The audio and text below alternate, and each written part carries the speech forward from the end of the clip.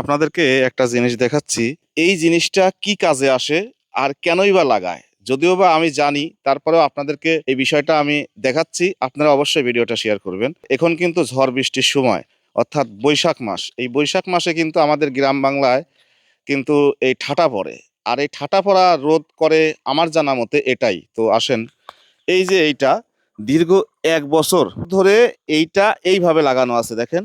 এই দেখেন, এই পাশে দেখেন কিভাবে লাগানো আছে, দেখাও। কেউ কোনো কথাও বলে না। আর বিদ্যুৎ কোম্পানির লোক ওঠে নামে, তারপরেও এইটার কোনো ব্যবস্থা নেয় না।